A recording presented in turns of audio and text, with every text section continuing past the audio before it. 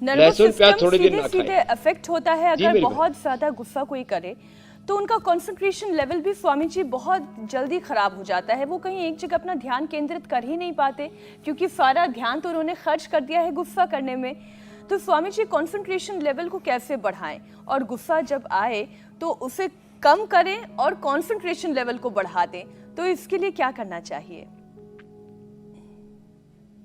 एक तो देखो ये बाह्य प्राणायाम भी बहुत जबरदस्त है। ये सभी प्रकार के काम, क्रोध, लोभ, मोह, अहंकार, अविद्या, अस्मिता, राग, द्वेष, अभिनिवेश, 5 क्लेश, 5 विकार कहे जाते हैं और 5 वृत्तियां कही जाती हैं। प्रमाण, विपर्य, विकल्प, निद्रा, स्मृति। इन वृत्तियों से उभारने के लिए और गुस्से को इंस्टेंट कंट्रोल करने के लिए एक पॉइंट है, रिंग फिंगर के टॉप पर और अंगूठे के ऊपर, यहां पर भी ऐसे दबाएं।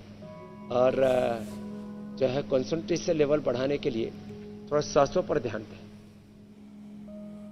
सांसों पर ध्यान दें और सुबह शाम बाह्य प्राणायाम करें, इससे ऊर्ध्व रेता बन जाएंगे। और कंसंट्रेशन बढ़ाने के लिए त्राटक किया करें और मूलाधार से सहस्रार तक धारणा, ध्यान, समाधि, संयम, प्रज्ञालोक पूर्वक गुणातीत और भावातीत ध्यान भी किया करें। माने अपने मूल स्वरूप, अपने मूल प्रकृति, अपने मूल स्वभाव का चिंतन करते हुए अपने आप को उभारा करें। तो ये बाह्य प्राणायाम में बोल रहा था, ये देखने में छोटा सा लगता है लेकिन ये उससे सही समस्त विकारों पर विजय पाने के लिए बहुत बड़ी गुप्त विद्या का हिस्सा है।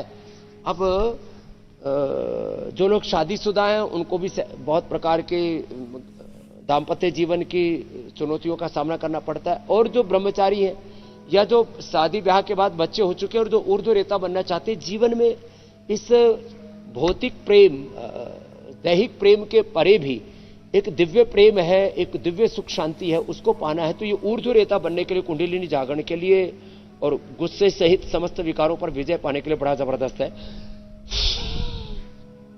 बाह्य प्राणायाम। स्वामी जी ये कुंडलिनी क्या है? ये कई बार आप चर्चा करते हैं, कुंडलिनी जागरण बहुत जगह पे सुनने में भी आता है, लेकिन ये कुंडलिनी है क्या? आज ये रहस्य भी खोलें। ये आपने बहुत अच्छा पूछ लिया। योग के बहुत बड़े तत्व हैं ये। रोग मुक्त होना, तो हम रोज ही कोई ना कोई बीमारी को लेते हैं, आज भी लेंगे, अभी प्रश्न भी आएंगे उनमें भी लेंगे। रोग मुक्त होना, विकार मुक्त होना, फिर आगे मुक्त तो हो गए रोगों से, विकारों से, युक्त किससे होंगे? युक्त होंगे सद्ज्ञान से, सद्भाव से, सद्गुणों से, देवत्व से, ऋषित्व से। सारी ब्रह्मांड की जो सूक्ष्म शक्तियां बीज रूप में हमारे भीतर है वो अभिव्यक्त होने लगती, इसी को कुंडलिनी जागरण कहते हैं। तो मूलाधार सारी शक्तियों का केंद्र है।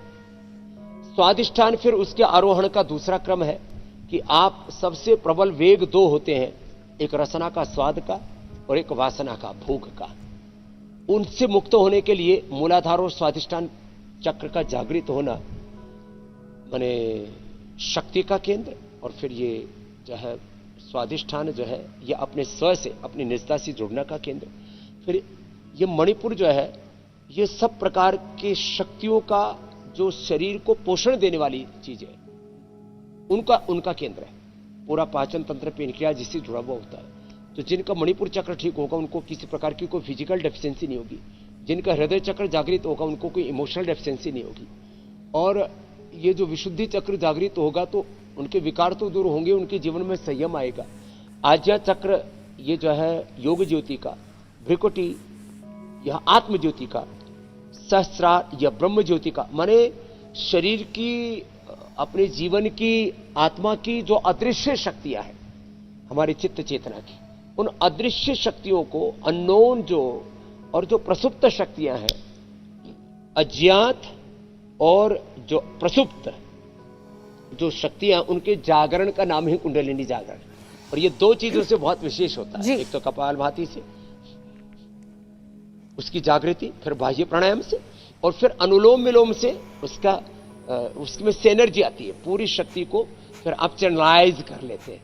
तो ये प्रक्रिया बहुत जरूरी है। ओंकार, ध्यान, गायत्री, और जो हवन हो रहा है पीछे श्रद्धेय आचार्य श्री कर रहे हैं, ये सब उसी कुंडलिनी शक्ति, माने जो रहस्यमयी हमारी भीतर की ऊर्जा है, उनको जागृत करने का, जो अज्ञात शक्तियों को जागृत करने का जो प्रोसेस है, वही कुंडलिनी जागरण है। जी स्वामी जी, तो अनजाने में पूरे देश का हो रहा है। जी स्वामी जी, क्योंकि शक्ति और एनर्जी, ऊर्जा की हम बात कर रहे हैं और आप कहते हैं कि हमारा शरीर शक्ति और एनर्जी से बना है, लेकिन ये देखा गया है कि जब भी किसी को गुस्सा आता है तो उसके अंदर नेगेटिव एनर्जीज आती हैं। तो कैसे इन नेगेटिव एनर्जीज को, नेगेटिव ऊर्जा को कंस्ट्रक्टिव और पॉजिटिव डायरेक्शन में यूज किया जाए, ताकि अगर कभी गुस्सा भी आए तो उसका जो इफेक्ट है, जो दुष्परिणाम है, वो इस रूप में ना देखने को मिले कि बहुत खामियाजा उठाना पड़े, बल्कि वो पॉजिटिवली कंस्ट्रक्ट हो जाए।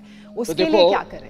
एक बहुत बड़ा, मैं इसको आत्मश्लाघा में ना ले, और भाई कोई ले तो वो उसके चित्त का दोष है। हम कोई आत्मश्लाघा के लिए, आत्मवंचना के लिए ये नहीं कह रहे हैं। देखो, मैं अपना बोलता हूं, मेरे बारे में जिस गांव में पैदा हुआ उसमें भी पूछोगे तो कहा जाएगा स्वामी रामदेव बहुत गुस्सैल आदमी है। हो सकता है कभी हमारे पूज्य आचार्य बालकृष्ण जी ने भी एक बार इंडिया टीवी पे बोल दिया था, बोले मुझे ही पता है स्वामी रामदेव क्या है।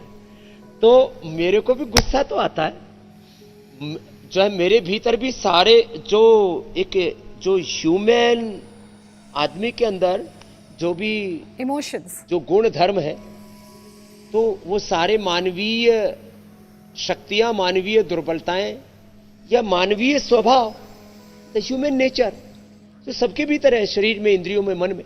मैंने अपने काम को, मैंने अपने क्रोध को, मैंने अपने लोभ को, मोह को, अहंकार को कैसे बदला, तो अपना ही बताता हूं।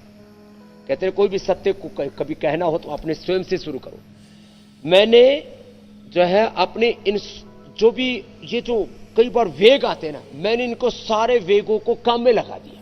विकल्प रहित संकल्प, अखंड प्रचंड पुरुषार्थ, इतने काम, इतनी सेवा, इतने बड़े लक्ष्य अपने सामने रखता हूं कि ये जिंदगी तो क्या 100 जन्म भी लग जाए तो मैं लगा रह सकता हूं। इतना बड़ा मैंने टारगेट ले रखा, पूरी दुनिया को स्वस्थ बनाना, पूरी दुनिया को समृद्ध बनाना, पूरी दुनिया से भेदभाव, ऊंच नीच खत्म करना, अन्याय शोषण को खत्म करना, पूरी दुनिया से अज्ञान अंधेरे को मिटाना, पूरी दुनिया को स्वस्थ बनाना, शिक्षित बनाना, संस्कारवान बनाना।